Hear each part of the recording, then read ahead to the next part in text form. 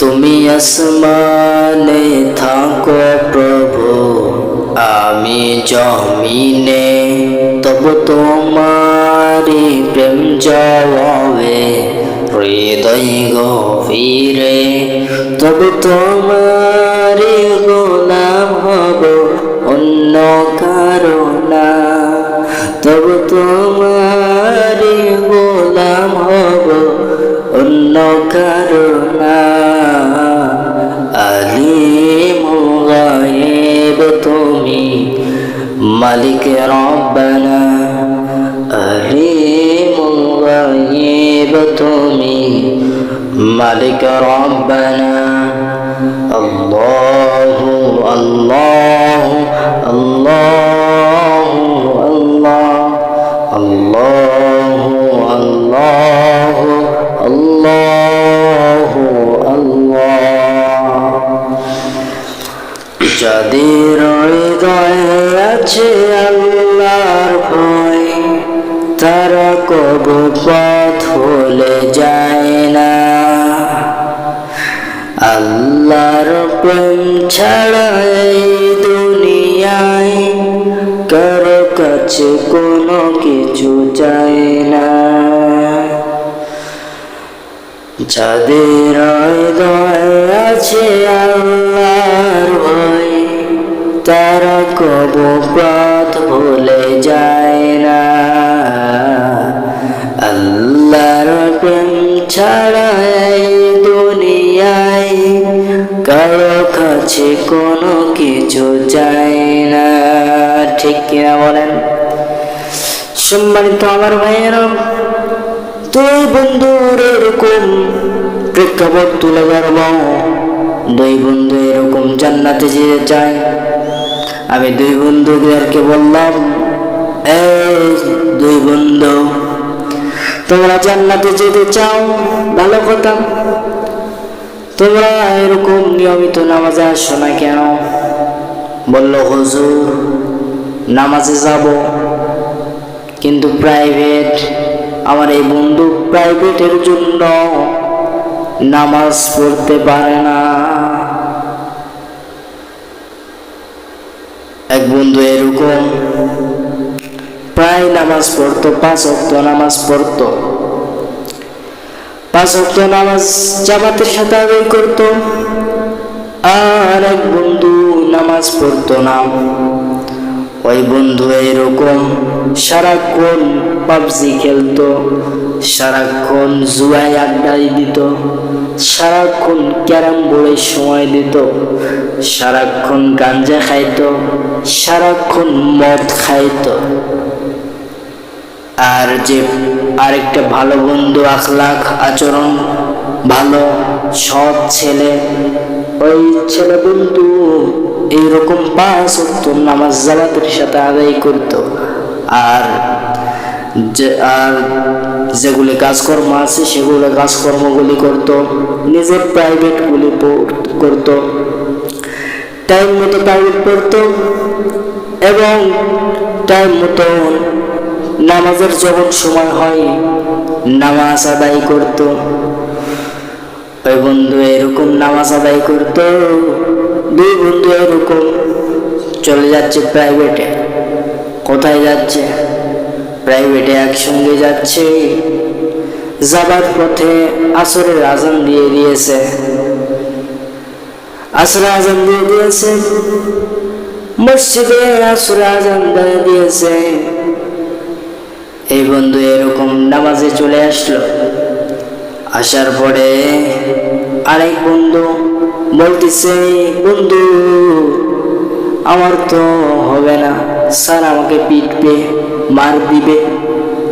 বন্ধু বলল, কারণ কি? বলল, নামাজ যদি পড়ে আমার প্রাইভেটে যাওয়ার সময় আমার লেট হয়ে যাবে। বন্ধু তুই যে, আমি পড়ব না, না হলে আমি মুসিপাড়া মোড়ের ওই জায়গাতে বসে থাকবো। এইরকম এই বন্ধু নামাজ ছাড়তো না, 5 ওয়াক্ত নামাজ জামাতের সাথে নিয়মিত আদায় করত। এই নামাজ পড়া শেষ হয়ে গেছে। তারপরে এসে দেখতেছে ব্রিজে বসে থাকার কথা, কিন্তু ব্রিজে বসে নেই। এবার কি উপায়? নিজে নিজে একাই তো চলে যাওয়া লাগবে। হ্যাঁ, নিজে নিজে একাই হাঁটিয়া হাঁটিয়া চলে গেল আসলাম স্যারের কাছে। কিন্তু এই বন্ধু নামাজ পড়লো না। হঠাৎ মৃত্যু হয়ে গেল দুইজনার। মৃত্যুর পরে এইরকম এক বন্ধু জান্নাতে চলে গেছে, এক বন্ধু জাহান্নামে চলে গেছে। জান্নাতি যেই বন্ধু, ওই বন্ধু আল্লাহ রাব্বুল আলামিনকে বলতেছে, আয় আল্লাহ, আমার একটা আশা আছে, আমার একটা কোশ্চিন আছে। আল্লাহ রাব্বুল আলামিন বললেন, কি কোশ্চিন সেটা আমাকে বল তুই। আল্লাহ রাব্বুল আলামিন বলতেছে, আল্লাহ রাব্বুল আলামিনকে ওই সন্তান বলতেছে, ওই বন্ধুটি, আল্লাহ, দুনিয়ার জমিনে একই সাথে চলতাম, একই সাথে ফিরতাম, একই সাথে আড্ডা দিতাম, প্রাণের প্রিয় বন্ধু, প্রাণ প্রিয় বন্ধু, সে বন্ধুকে তো আমি জান্নাতে দেখতে পাইতেছি না, সে বন্ধু কই? আল্লাহ বললেন, ওই বন্ধুর খোঁজ খবর নিয়ে তোর কি হবে? তুই কেন খোঁজ খবর নিস? এই বন্ধু বলতেছে, আমার ওই প্রাণপ্রিয় বন্ধুকেই লাগবে। আল্লাহ আমার এই আশাটা রাখেন, কারণ আমি দুনিয়ার জমিনে আপনার ইবাদত বন্দেগী করেছি, সব কিছু করেছি, গোলামি করেছি, দান সাদেকা করেছি, সব করেছি,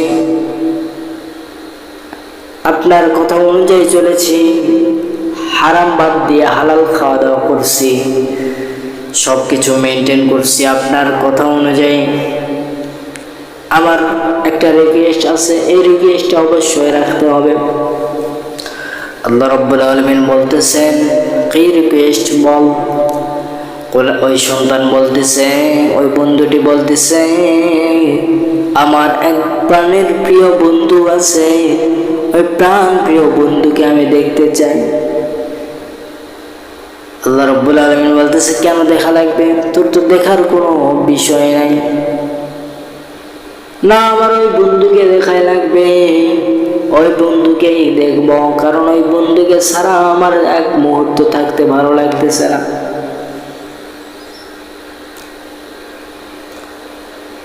আল্লাহ রাব্বুল আলামিন বললেন, ঠিক আছে, সমস্যা নাই, তোর ওই বন্ধু জাহান্নামে আছে। এই জান্নাতি বন্ধু বলতেছে, চলেন দেখবো জাহান্নামে আছে নাকি দেখব। আল্লাহ রাব্বুল আলামিন ওই জান্নাতি বান্দাকে এরকম দিয়ে পাঠাইলেন। পাঠানোর পরে দেখতে পেল, আমার বন্ধু, প্রাণের বন্ধু, প্রাণের প্রাণপ্রিয় বন্ধু জাহান্নামে আগুনে লাফাচ্ছে, কান দিচ্ছে। আমি এটা সহ্য করতে পারতেছি না। আয় আল্লাহ, তুমি আমার এই বন্ধুটাকে আমার সাথে জান্নাতে দাও, কারণ আমার ভালো লাগতেছে না। আল্লাহ বলতেছেন, তুই তোর বন্ধুর কাছ থেকে শোন কেন জাহান্নামে আসলো। এই জান্নাতি বান্দাই বলতেছে, জান্নাতি বন্ধু বলতেছে, জাহান্নামী বন্ধুকে বলতেছে,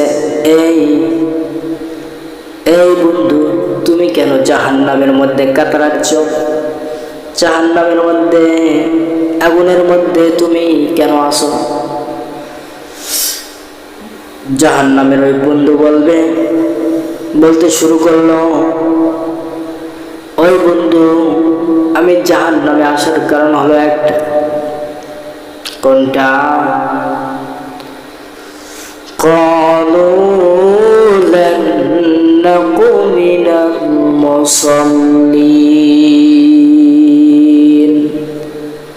দুনিয়ার জমিনে আমি নামাজ পড়ি নাই, আমি মুসল্লি ছিলাম না, তুই মুসল্লি ছিলি। তুই 5 ওয়াক্ত নামাজ নিয়মিত পড়তেছিস, দুনিয়ার জমিনে তুই দান সাদাকা করছিলি, ইসলামিক লেবাস অনুযায়ী চলছিস, কোরআন তেলাওয়াত করছিস, রমজান মাসের রোজা 30টা রাখছিলি, এলাকার মধ্যে তোর আচরণ আখলাক আচরণ ভালো ছিল, তুই আমাকে বলছিলি নামাজের কথা, কিন্তু আমি নামাজে যাই না, বাহানা দেখাইছি যে কোনো একটা।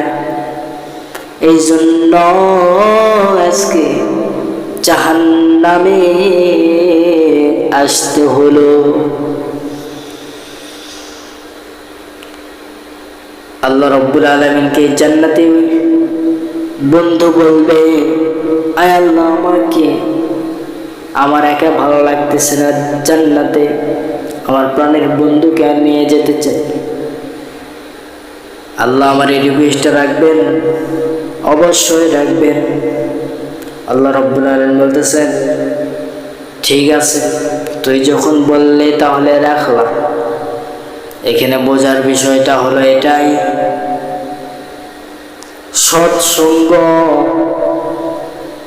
যেই বন্ধুর সাথে চললে দুনিয়ার জমিনে শান্তিতে চলতে ফিরতে পারবেন, জান্নাতে একসাথে থাকতে পারবেন, এমন বন্ধু দুনিয়ার জমিনে রাখেন, লাভ আছে।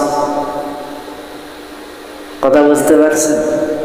যে বন্ধু নামাজের কথা বলবে, নামাজের দাওয়াত দিবে, এই বন্ধুই হচ্ছে আসল বন্ধু, প্রকৃত বন্ধু।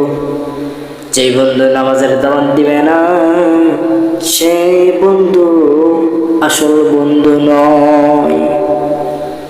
সেই বন্ধু কি? আসল বন্ধু নয়। এই জন্য এমন একজনকে বন্ধু বানান, যে বন্ধু নামাজের দাওয়াত দিবে, হেদায়েতের পথে আনবে, যে বন্ধু তোমাকে আল্লাহ চিনাবে, আল্লাহকে চিনাবে, কোরআন তেলাওয়াত শিখাবে, নামাজে কি কি লাগে সেগুলো শিখাবে, 3 দিনের সময় দিতে তাবলীগের বাইরে করে নিয়ে যাবে তোমাকে খারাপ থেকে ভালো পথে আনবে, এমন বন্ধু তুমি বানাও, লাভ আছে। কথা বুঝতে পারছেন? মূলত কথা বলার বিষয় হচ্ছে এটাই, সৎসঙ্গ। কথা বুঝতে পারছেন? যার সাথে চললে লাভ আছে, দুনিয়াতে লাভ আছে, পরকালেও লাভ আছে, তাকে বন্ধু বানান। যেই বন্ধু নামাজের দাওয়াত দিবে, সেটা হচ্ছে আসল বন্ধু। যেই বন্ধু নামাজের দাওয়াত দিবে না, সেইটা হলো আসল বন্ধু নয়। দেখছেন এই জান্নাতি বন্ধু আর জাহান্নামী বন্ধুর কেরামতে কিরকম? ভালো মানুষের সাথে চলবেন, ভালো মানুষের সঙ্গে হাসর নাসর হবে। এই জন্য ভালো ভালো মানুষের সঙ্গে চলাফেরা করবেন, আলেমদেরকে মহব্বত করবেন, আলেমদেরকে ভালোবাসবেন, হাফেজ সাহেবদেরকে ভালোবাসবেন, মাওলানাদেরকে ভালোবাসবেন, আলেমদেরকে ভালোবাসবেন, কারীদেরকে ভালোবাসবেন, মুফতিদেরকে ভালোবাসবেন। কথা বুঝতে পারছেন? যারা 5 ওয়াক্ত নামাজি, এদেরকে ভালোবাসবেন, যারা গরিব, এদেরকে ভালোবাসবেন। আমরা এমন নবীর উম্মত, গরিবেরা 500 বছর আগে জান্নাতে চলে যাবে। আমরা এমন নবীর উম্মত।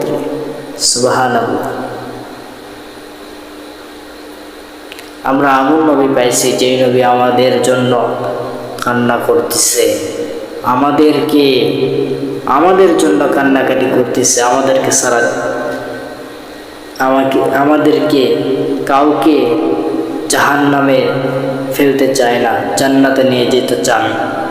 সেই নবীর আমরা দাড়ি কেটে ফেলতেছি, সেই নবীকে আমরা মহব্বত করা বাদ দিয়া আমরা কি করতেছি? শেভ করতেছি। আছে না নাই? সেই নবীর সুন্নত রাখার দরকার, বলেন আছে না নাই?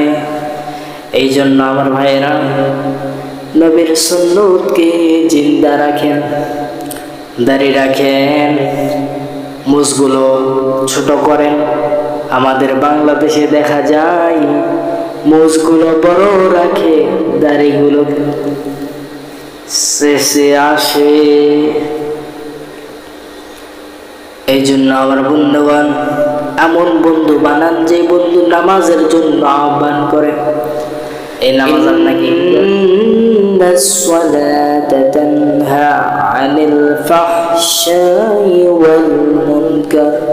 এই নামাজ আপনাকে ফাহিশা কাজ থেকে বাঁচাবে, গীবতকারী থেকে বাঁচাবে, চুরি করা থেকে বাঁচাবে, মদ খাওয়া থেকে বাঁচাবে, গাঁজা খাওয়া থেকে বাঁচাবে, সব অকর্ম কাজ থেকে আপনাকে হেফাজতে রাখবে, বাঁচাবে, অশ্লীল কাজ থেকে বাঁচাবে।